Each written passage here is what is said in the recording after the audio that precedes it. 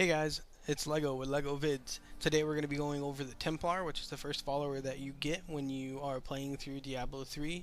You gain him early on through one of your quests, and he will be a follower that will follow you around in your game. Uh, it's important to remember that you can only have a follower with you if you are playing solo. If you're playing with other players, then the follower will be in town and you can't bring him with you, but you could still talk to him if you wanted to. Stand around. Let's go ahead and take a look at the follower. As you can see, the follower has different gear slots where you can actually give him gear. He even has this slot here, which is called a Templar relic. I'm not really sure what that is, but it appears to be a Templar specific item that you would be able to give to him. Unlocks at level 18, it looks like. From what I can tell, the Templar is always one level less than you. I'm on my monk right now, which is level 13, and the Templar is level 12. So from what I've seen, the Templar is always one less level than you. I'm not sure how that will go once we're at like the end game and we're level 60. I'm not sure if he's stuck at level 59 or if at that point they'll actually let him hit level 60. But from what I can tell up to this point, he's always one level less than you. A cool thing that I like that they've done in Diablo 3 is every few levels the Templar will open up a skill tree of his own, and he can choose between two abilities. So on the first skill level you have Heal, and you have Intervene. The second you have Loyalty and Intimidate. The third one you have Charge and Onslaught. And the last one you have Inspire and Guardian. So based on what you want your Templar to be for you, you can choose his skills based on that. 1 second, guys. I'm going to turn on advanced tooltips so you can actually get a better idea of what these different abilities do. So if we look at Heal, it says it heals you or the Templar for 138 health or life, and the cooldown is 15 seconds. And then Intervene, he taunts enemies to attack or attacking you for 5 seconds when you're below 50% health, and that's got a 30-second cooldown. Now, I'm not really sure how big of a range this taunt is. I've never used it, but I tend to favor a healing Templar just because I feel that it helps keep himself alive, and if I ever do happen to need a heal for whatever reason, I like the fact that he can heal me as well, especially considering that health in this game at times can be very trying because of the potion cooldown, and you might just not have a health globe near you. So I think I'll probably favor a healing style Templar. He uses these skills automatically. You don't have control. Like, I can't tell him to heal me right now. He just uses it on his own. Next we have Loyalty. Regenerates 9 health per second for you and the Templar. And as you can see, he has this learned right now. So I have this buff here, Loyalty, which is coming from my Templar. And the other ability is Intimidate. Enemy units are slowed 30% for 3 seconds when they hit the Templar, and it does not stack with other slows. So if I was slowing them with something higher than 30%, I assume it would just use my slow versus his. But if I had like a weaker slow that wasn't 30%, maybe it was 20%, it would probably use the 30%. So my guess is that it would just favor whatever's the stronger one. As far as when he learns skills, it appears to be every 5 levels. So like this is a level 5 skill, level 10, 15, and then 20. Let's go ahead and take a look at what happens when you equip gear for him. He actually has his own details tab. And so here you can see all the details of him, similar to how you can see your own details. You have way more details than your Templar does, but it's cool that you can actually see some of these details for your Templar, so it gives you that quick overview without you having to add anything up. Now, the Magic Find and Gold Find, I'm not sure how these work, but these tooltips do say added to your total, so I'm not sure if it's going to use my Magic Find or my Gold Find when he kills something, and I just get whatever bonus he gets that's like mine plus his. So if I had 100% and he had 50, if he killed it, does it count as 150%? Or if he has 50%, I have 100, it doesn't matter who kills it, it's always considered 150. So is it like he has like extra slots to kind of boost my own magic find, or does it only take into account when he kills? I'm not sure, but you can equip him with gold find and magic find. So interesting things that I noticed was that his maximum life right now is 330. In this game, you get 10 health for every vitality that you have. So his maximum life is 330 right now, and his vitality is 33. So all of his life is accounted for by his vitality, which means he has no base health value. It only comes from vitality. Where if you look at mine, my vitality is 82. So you would think that would put me at 820 health, but in fact, it puts me at 908. So I have some level of base health where the Templar does not.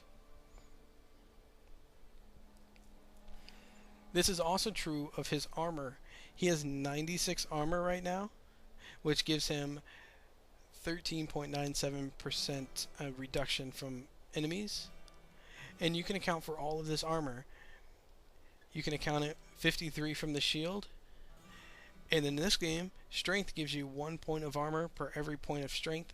And so he has 43 there. So the 43 from strength, the 53 from the shield accounts for the 96 armor, meaning he has no base level armor. I haven't added it up on my character. I have no idea if I have base armor.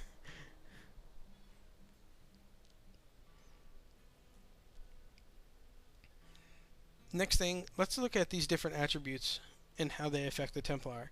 First off, strength. Strength is the main attribute for a Templar. So if you want to increase his DPS, you would give him strength, because he would gain 1% extra damage for every strength that he has. And you can see that here he has 43 strength.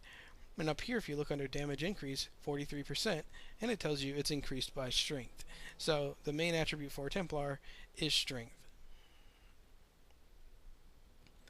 In addition to that, he has dexterity, and the only thing it's going to do for him, for every 1 point of dexterity, he will gain 0.1% dodge. Or for every 10 points of dexterity, he would gain 1% dodge. So here he has 20 dex, and he gets 2% dodge from that, and you can see that up here. Dodge chance, 2%. Intelligence. In patch 13, which is when this video is being taken, intelligence gives 0.1 resistance for each point of intelligence that you have, or it's basically the same ratio as dexterity. For every 10 points of intelligence, you would gain 1 resistance. In previous patches, intelligence actually increased how much health you gain from the health globes, but that was a pretty weak effect, and so Blizzard updated it. They wanted every attribute to have an offensive and a defensive thing about it, and so this is the defensive thing. It gives you resistance. So he has 2.2 intelligence, or 2.2 resist from 22 intelligence, and if you look up here, you can see all of his resist are marked as 2. It appears as though these are actually being rounded, so my guess is these are all actually 2.2. It actually shows you how much percent reduction that is to enemies his level, because it's basing on level 12 enemies, because he is level 12. And then finally we talked about vitality. 10 points of health for every 1 point of vitality. 33 vitality gives him 330 life. Let's take a look at the things that he can equip. First off, we talked about the Templar Relic. He can equip any one-handed, well, most one-handed weapons rather, and he can equip a shield. He cannot dual wield, and he cannot equip two-handed items, and so I actually have all these list of items over here to help demonstrate to you what he can and cannot equip. In addition to that, he can have a two rings and a neck piece. Unfortunately, I do not have a neck piece to show you, but I have brought in several different types of rings to show you how they will impact him. His starting equipment is just this simple one-handed javelin with a 1.2 attack speed, 8.4 DPS, and he has a very simple shield that's 10% block, 53 armor.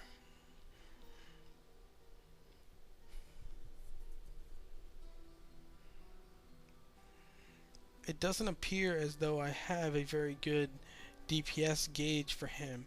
Like for here, if you see, I have a DPS number I can watch when I'm equipping and dequipping gear. Here it doesn't appear that we have anything like that, so you'll just have to go on your better judgment until Blizzard maybe updates this interface. Oh wait, never mind, here we go. DPS is right here. Fantastic, that'll make this comparison great. So he's at 13.23 right now with a 8.4 weapon, and all of these weapons are going to be, well, not all of them. It looks like some of them are actually weaker. So let's start with a weaker weapon. We'll start with a sword, and he will be able to equip this. So if I put this sword on, 13.2 drops to 7.43 as expected. And you can actually see that he's carrying his sword with him now. He has it sheathed right now. Whereas if I put the spear back on, he actually has a big spear. So the gear that you equip him with does affect the way he looks. Next, let's check out the axe. So you can see he has it sheathed on his side.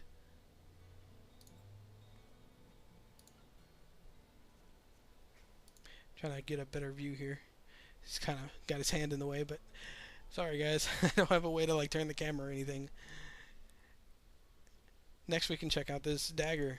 He can equip daggers as well. Ah, good. Or this mace.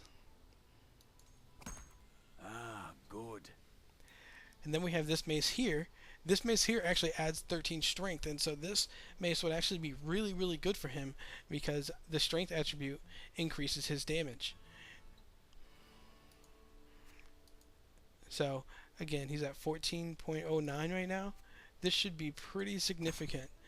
31.42, and our strength went up to 76, which also increases our armor, and so his damage reduction went up as well. Strength is a very strong attribute for a Templar. It's kind of like having a little barbarian following you around. Next, let's take a look at the shield. This shield has a 14% block chance. The shield he's using now has a 10%. If you see here, you can actually see block chance, 10%. And block amount is 10 to 15. Again, this just comes directly from the shield that he has equipped. So block amount here is 6 to 10, so you block less amount of damage, but you block more often.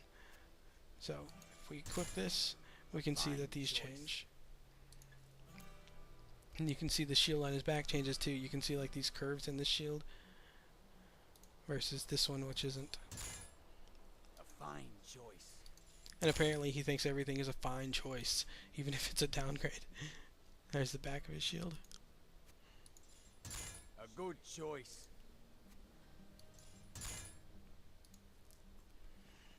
Next we have rings. So I talked about before how you can equip him with Gold Find or Magic Find. Ah, this doesn't appear to actually impact his appearance at all.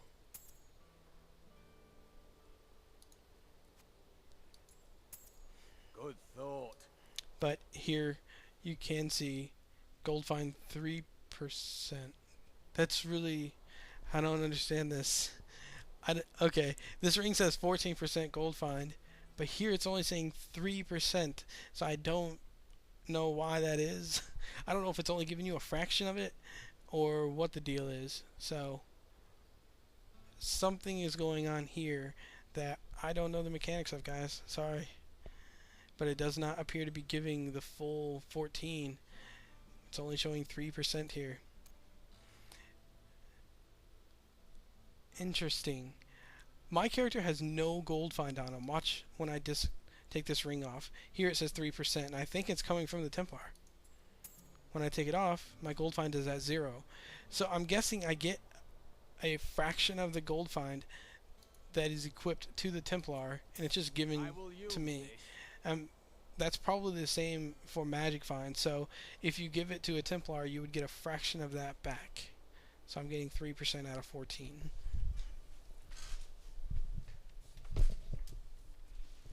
Which I assume is rounded to some degree.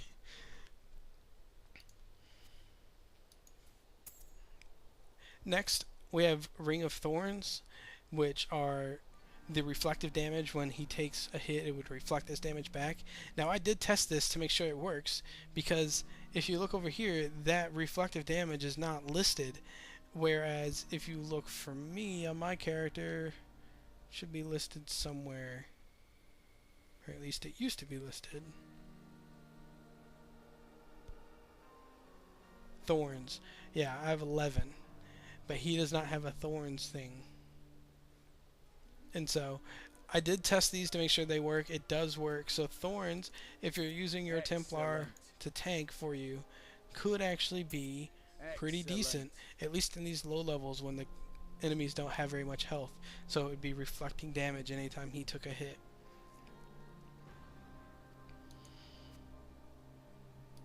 Not going to affect his DPS or any of his attributes other than that, but it is neat to know that you can put that on him, and it does actually take effect.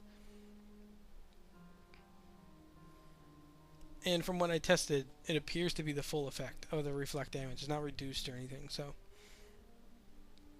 next we have these plus damage rings. I've talked about in previous videos how plus damage is actually a really strong stat at this low level. Let's see how it affects his DPS. Right now he's at 31.42.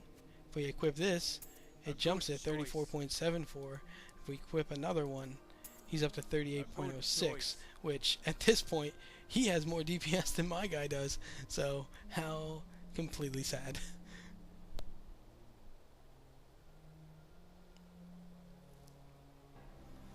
That is about it, guys. As you look through here, it looks like you can give him several different kinds of things. You can give him life steal, which I'm sure later on in the game will be really important to keep him alive. And I mean, there's a lot of different things that you can equip to him. He does have these slots here: a one-handed weapon, a shield, 2 rings, a neck, and then whatever a Templar relic is, which we'll find out, I assume, after the game launches. And so it is cool to be able to see that you can equip your Templar with gear, and on top of that, you can also customize him for the stats that he has. In addition to this customization, if you end up customizing him and you change your mind later that you want to set him up a little bit differently, you can do that if you right-click on his portrait, and then you can choose Retrain. And so here it's going to cost 750 gold. So I retrain. This says new skill, which is what pops up anytime he has a new skill that can be trained. And now I can choose different skills if I wanted to. I don't really want intervene, but just to show you, I can retrain him now. So I'm going to train him back to how he was. And then there you have it. So that's it, guys. That's how equipping a Templar works. That's how you can customize him with skills and with gear. I hope this video is helpful to you. If you have any questions or if you would like to see any other Diablo 3 footage, please leave a comment in the area below. Thanks, and until next time.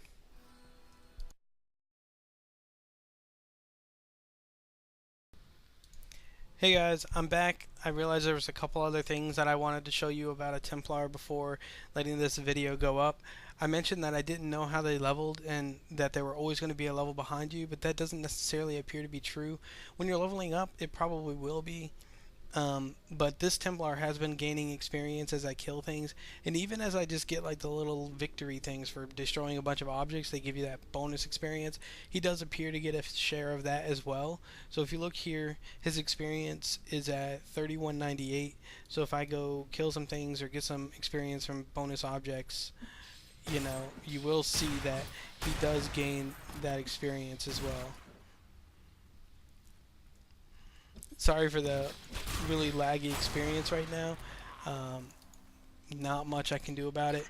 I think it could just be because it's in the beta, so it might just be hard on the servers right now at this moment.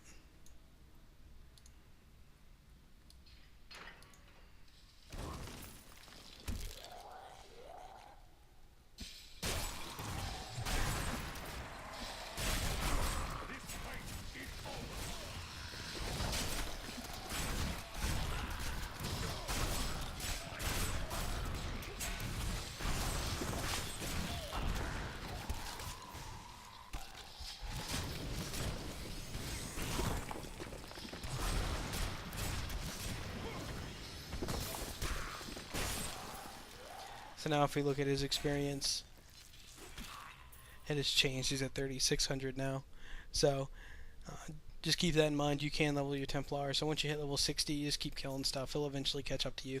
I'm not sure how long it'll take, but he will catch you. So no worries there.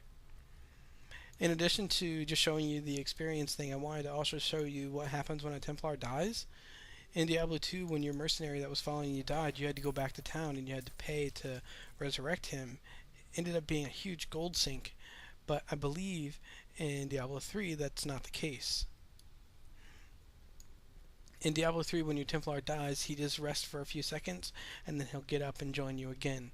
To show you this, I'm going to untrain my Templar. As I was looking into this, I noticed that I couldn't untrain him unless I was actually in town.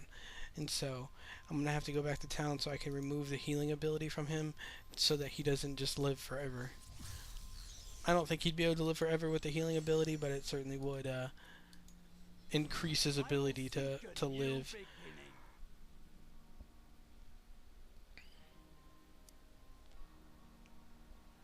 So there we go. I'm also going to remove the gear from him just to make it so that he can't kill whatever he's hitting.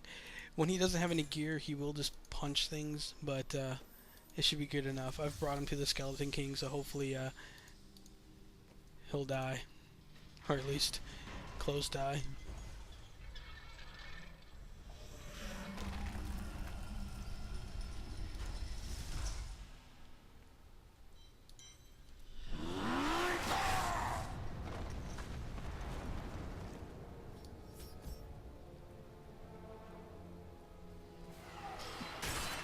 Yeah, and again, guys, I'm sorry for the lag here. You can see it pretty clearly on the monk because all of his animations show up after you see him kick or punch.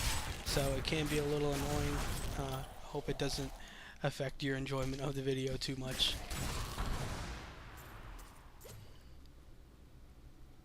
Wouldn't it be funny if the Templar beat the Skeleton King even though he's naked and has no abilities?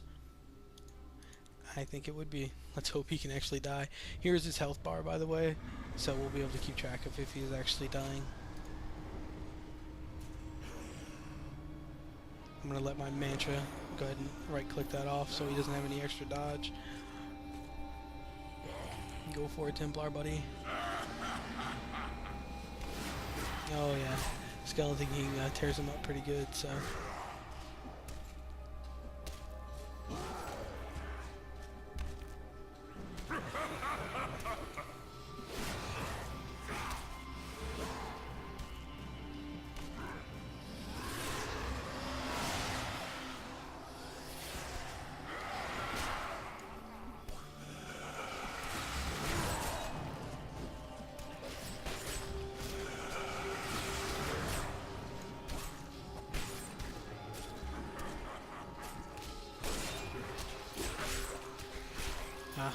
I have reflective damage that's killing these guys.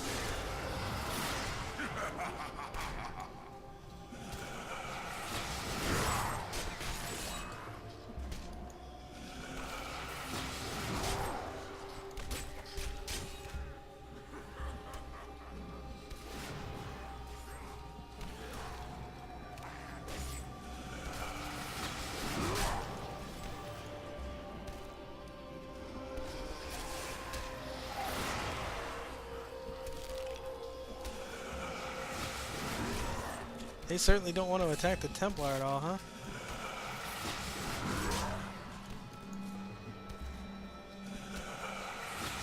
Let's see if I can get him to appear next to me. If you run far enough away from your mercenary, he will usually teleport over to you. There he is.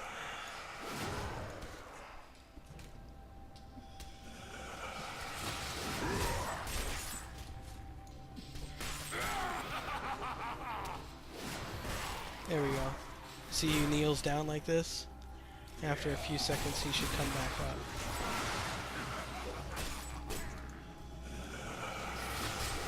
And there he is. Now let's actually teach him how to be useful again. Give him his gear back. I took the rings off of him earlier. Threw him back in the bank, so... But there you have it, guys. Just wanted to show those extra couple things about the Templar so that you knew what was completely available to them and how they worked out, even when they died. I know it was always frustrating in Diablo 2 when your mercenary would die. You'd have to go res him, especially if you had given him very expensive gear, and even more so once he leveled up, because the res on those could end up getting really expensive. It looks like in Diablo 2 that that's never the case. The only time you ever have to spend money on your Templar is if you want to retrain him, and of course any gear that you want to give him. If you want to spend money on that, you can. So, otherwise the Templar will stay with you. He'll res on his own and continue to follow and fight for you.